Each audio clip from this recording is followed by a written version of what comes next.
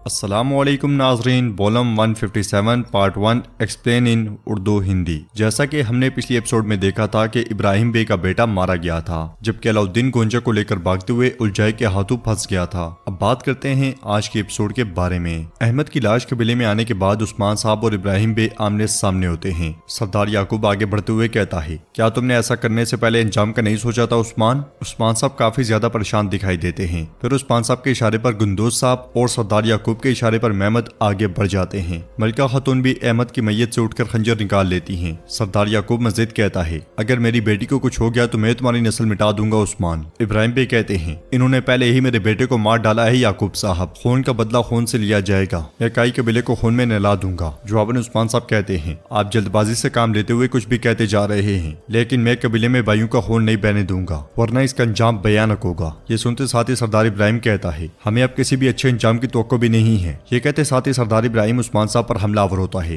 मलिका खातून भी बाला खातून पर हमला कर देती हैं। सिपाही भी आपस में गुत्थम गुत्था हो जाते हैं। इसलिए में हम देखते हैं कि बहुत से सिपाही कबीले में घुस रहे होते हैं, जिन्हें देखते हुए गुंदोज साहब अपने सिपाहियों से कहते हैं, सिपाहियों ने कत्ल नहीं करना। ये कहते साथ ही वो इब्राहिम बे के एक सिपाही को दबोचते हुए कहते हैं, सिपाहियों इसे ले जाओ। जरकुतैबी और खान के साथ आगे बढ़ते हुए कहता है, मेरे शहजादे लगता है कि बहुत खून बहेगा। जवाबन और खान कहता है, रब हमें भाइयों का खून बहाने से बचाए जरकुतै। इसके साथ ही उनकी भी तलवारें आपस में टकरा जाती हैं। कोई कत्ल करने की नीयत से और कोई दिफा करने की नीयत से लड़ रहा होता है। कई इब्राहिम बे के सिपाहियों को गिरफ्तार करते ही चले जाते हैं, मगर किसी को भी कत्ल नहीं करते। इब्राहिम बे भी उस्मान साहब पर ताबड़तोड़ हमले कर रहे होते हैं। उस्मान साहब एक के बाद एक बार नाकाम बनाते हैं। सरदार याकूब खड़े होकर ये सारा मंजर देख रहा होता है। काफी देर बर्दाश्त करने के बाद आखिरकार बाला खातून मलिका को दबोच लेती हैं। उस्मान साहब भी इब्राहिम बे की तलवार गिराकर उन्हें काबू कर लेते हैं। फिर कहते हैं, इब्राहिम बे मैं आपकी तकलीफ समझ सकता हूँ, आप मुश्किल हालात से गुजर रहे हैं, ये मैं जानता हूँ, लेकिन ये मेरी आखिरी तंबीह है। इब्राहिम बे कहते हैं, मुझे यही मार डालें उस्मान साहब, वरना मैं आपके लिए गजब बन जाऊंगा। मलिका बाला खातून पर चिल्लाते हुए कहती है, तुम्हारे बेटे ने मेरे बेटे को कत्ल कर दिया है। जवाबन बाला खातून कहती है, बोहतान से कातिल नहीं ढूंढा जाता, मेरा अलाउद्दीन ऐसा काम कभी नहीं कर सकता। मलिका कहती है, तुम लोगों ने उसे ऐसा करने पर मजबूर किया, तुम सब ने ये किया,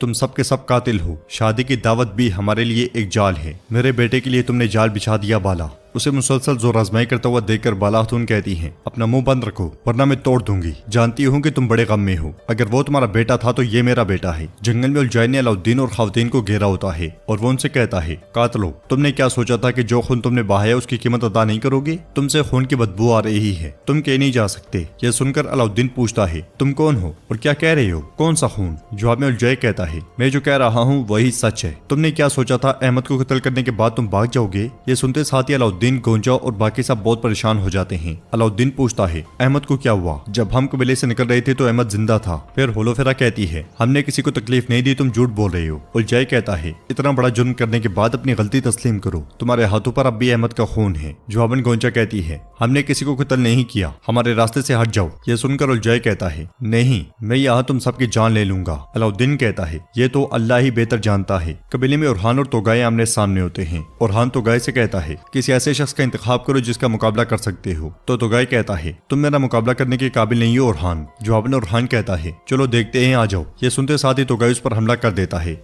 उरहान उसका वार रोकते हुए कहता है, मुझे तुम्हें गिराने का मौका मिला है। यह सुनकर तोगाई कहता है, यहाँ गिरने वाली वाहिद चीज सिर्फ तुम हो उरहान। दूसरी तरफ उस्मान साहब आवाज बुलंद कहते हैं, सिपाहियों, मेरे कबीले में किसी भी तरह से भाइयों का खून नहीं बहाया जाए। तो सरदार याकूब कहता है, जो जंग आपने शुरू की, क्या आप उसे रोकने की कोशिश कर रहे हो उस्मान? सरदार इब्राहिम कहता है, अब इसका कोई फायदा नहीं उस्मान। उस्मान साहब कहते हैं, अगर मैं जंग शुरू कर चुका होता तो आप लोग पहले ही शिकस्त खा चुके होते। यह सुनकर सरदार याकूब कहता है, आपने मेरी बेटी मुझसे छीन ली और अब मेरे सामने खड़े हैं, आप और आपके बेटे दोनों को हिसाब देना पड़ेगा। तो उस्मान साहब कहते हैं, हम ऐसा कुछ नहीं करते जिसका हिसाब हम अदा नहीं कर सकते, लेकिन जो बातें तुम कर रहे हो उसका कोई हिसाब नहीं दे सकेगा। दूसरी तरफ उरहान और तोगाई एक दूसरे पर ताबड़तोड़ हमले कर रहे होते हैं। उरहान तोगाई को टक्कर मारकर पीछे धकेल देता है, फिर तलवारें जमीन में गाड़ कर आगे बढ़ता है तो तोगाई मुक्के से उस पर हमला करता है। कुछ ही देर के मुकाबले के बाद उरहान उसे गिराकर खंजर उस पर तान लेता है और कहता है, अभी तक हमसे डरने की कोई बात नहीं है, लेकिन सिर्फ अभी के लिए। सिपाहियों, इसे ले जाओ। तोगाई, तुम मेरे मुकाबले के नहीं हो। ये कहते साथ ही उरहान आगे बढ़ता है तो तोगाई पीछे से कहता है, और तुम भी मेरे मुकाबले के नहीं हो ओरहान। दूसरी तरफ जेर कुतई और महमद आमने सामने होते हैं। महमद जेर कुतई से कहता है, मुझे तुम्हें पहले ही मार देना चाहिए था जेर कुतई। जवाबन जेर कुतई कहता है, तो क्या ऐसी बात है। इसके साथ ही उन दोनों के दरमियान लड़ाई शुरू हो जाती है। दोनों के दरमियान टक्कर का मुकाबला होता है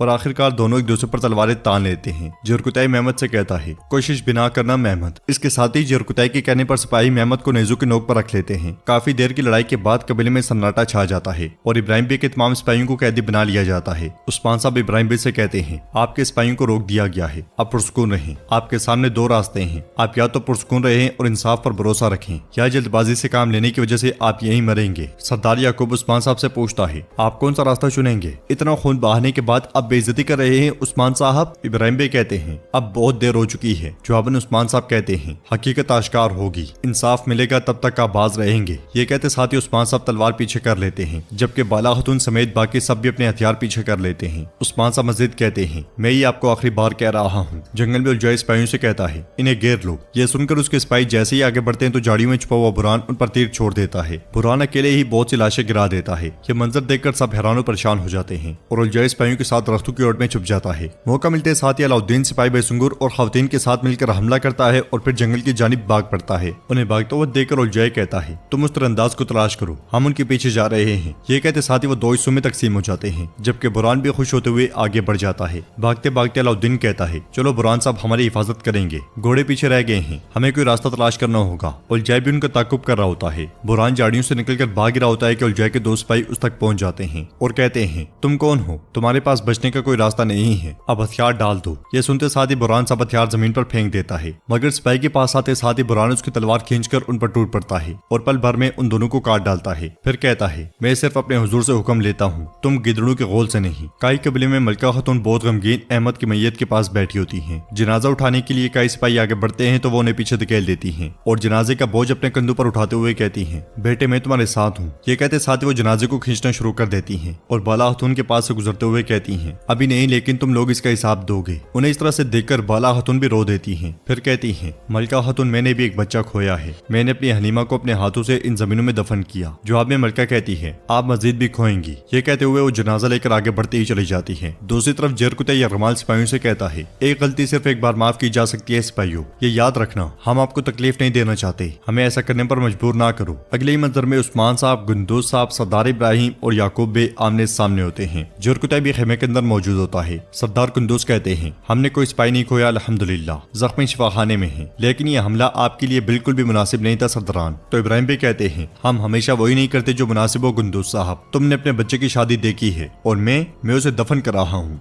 तो उस्मान साहब कहते हैं, आपने अपने असलाफ की नामोज खाक में मिला दी, जिन्होंने इस सरजमीन को बड़ा बनाने के लिए खून बहाया। अगर आज हम वापस हमला करते तो भाइयों का खून बहाया जाता, लेकिन मैं ऐसा नहीं होने दूंगा। इब्राहिम भी कहते हैं, आप कहते हैं कि आप इजाजत नहीं देंगे, लेकिन अगर ये साबित हो गया कि मेरे बेटे को मारने वाला आपका बेटा अलाउद्दीन ही है, तब क्या आप खून बहाने देंगे? क्या आपके बेटे अलाउद्दीन को सजा मिलेगी? जवाबन उस्मान साहब कहते हैं, जिन्होंने अपनी बेटी फातिमा को भी सजा देने में कोई और महसूस नहीं की, वो हमारे नबी करीम सल्लल्लाहु अलैहि वसल्लम हैं। आपका शक मेरी तौहीन है। सरदार याकूब आगे बढ़ते हुए कहता है, हम देखेंगे उस्मान, हम देखेंगे। यह सुनकर उस्मान साहब कहते हैं, अभी मैं जानता हूँ कि आप लोग तकलीफ में हो, लेकिन जब वक्त आएगा तो आप लोग भी हिसाब दोगे। इब्राहिम भी चिल्लाते हुए कहते हैं, कौन सा हिसाब, कैसा हिसाब? तो उस्मान साहब कहते हैं, मेरे खिलाफ जो इत्तेहाद किया गया और जो बाजार पर हमला किया गया, उसकी कीमत आप सब अदा करेंगे। सरदार याकूब पूछता है, आपके सबूत के साथ हम पर इल्जाम लगा रहे हैं? तो उस्मान साहब कहते हैं, तो क्या आपके पास कोई सबूत है कि मेरे बेटे अलाउद्दीन ने कत्ल किया है? अगर आपके पास है तो दिखाएं, आइए इसको मजीद नहीं बढ़ाते। अगर ये मेरा बेटा अलाउद्दीन है जिसने आपके बेटे को मारा है, तो फिर मेरे बेटे का खून आप पर हिलाल होगा इब्राहिम बे और याकूब बे। अगर उसने आपकी बेटी को उसकी मर्जी के बगैर अगवा किया है, फिर अलाउद्दीन का खून आपके लिए भी हिलाल होगा। और नाज़रीन, इसके साथ एपिसोड भी इख्तिताम पजीर होती है। अगर आपको वीडियो पसंद आए तो वीडियो को लाइक करें, चैनल को सब्सक्राइब करें और बेल आइकन पर लाजमी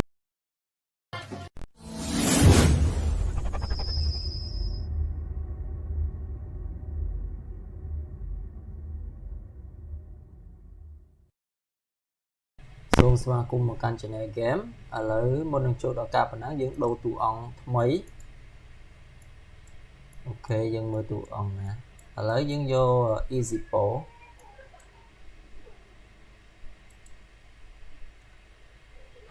អូខេឥឡូវយើងចាប់ផ្ដើមចូលប៉ុណ្ណឹង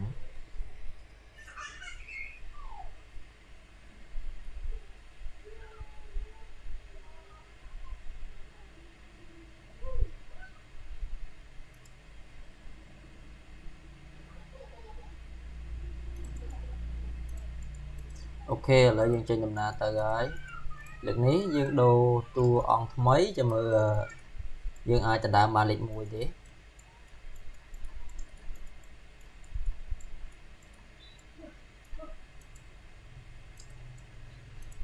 ok giờ còn là châu clear mà lại dương trừ style và kìa ấy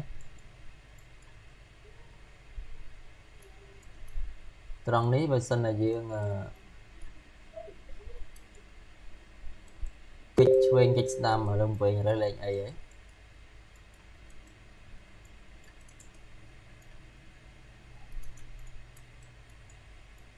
ok dương plaster dương món kia gặp ra ok đấy chẳng dương phi diêm bình chia lan dưỡng phần đai dương thuận chụp chơi thế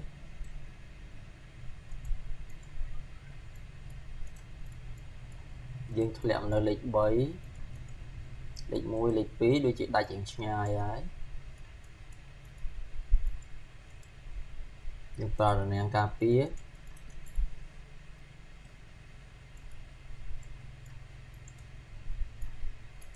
ok và chị bàn trong lịch 7